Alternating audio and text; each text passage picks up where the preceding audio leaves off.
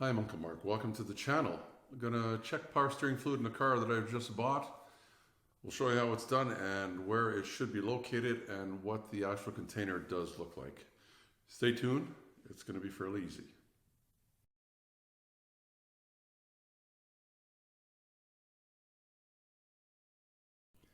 If you open your hood, you'll look for a little bottle that looks something like that. It's usually always that color. Kind of this opaque, whitish, it's not really clear. And you can see somewhere down here there's a maximum and a minimum amount. So I'll show you what the cap looks like first. This will give you a clue. It says power steering fluid right on it. It says use approved. Approved by who is the question. Approved by your manufacturer.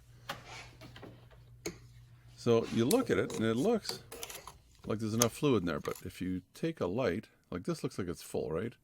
There's the minimum and there's the maximum, so it looks like it's up to that. So you do this little trick. Get some kind of a light, and it's my flashlight. Can you see? I'm way down there. I'm actually in the ad. So, good thing we checked with a light. So we'll just add some there. Get my little bottle of... Now, this vehicle takes ATF plus 4. It's a Chrysler. Should look in your book.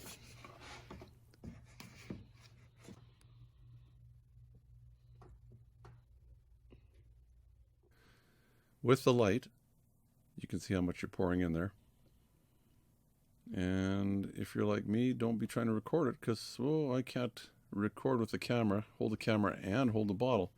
Spilled some, I'll wipe it up, but you see there we've got it to the right level. So it wasn't too low. But you see the difference using a little bit of light and no light. You don't want to overfill it. That's the height it's made to run at, so that's what we're going to do. And it's that easy. You should check it once in a while. I spilled it and it's got this weird little cover on top. I could have taken it off with this bolt. I'm just going to try and wipe it up a little bit. Good not to have it, fall, summer, because it'll stink for a while. It does burn a little bit. But check your owner's manual to see what type of power steering fluid. Don't buy that generic stuff at the hardware stores that says power steering fluid unless you're driving something that's like 30 years old.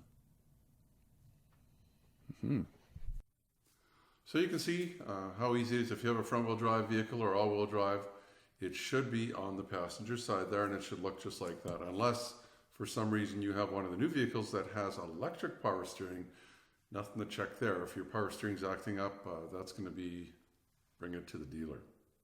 Anyway, hopefully you enjoyed this video. I usually work on specific vehicles. That was a specific one. That was a Chrysler 200/Sebring. If you don't have one of those, it's the same kind of thing other than the fluid type. If you like this kind of video, why not give me the thumbs up? You can subscribe down in the corner. And for this type of car, the Chrysler Sebring or /200, there's going to be a playlist I'm going to put up here. We're going to be adding a whole bunch of videos to it. A lot of them can work with other vehicles too. Like if we're changing a light bulb, it's probably very similar. Anyway, that's enough of my talking. Nice to have you with us. Join us, spending some time together. Till next time, Uncle Mark saying bye-bye for now. Remember to be safe. Your safety is your responsibility and should be priority number one. Also, give me the thumbs up if you like the video. Plus, please subscribe and you'll get all the notifications. It's easy. The little dog will show you how. Ring the bell. Ring the bell.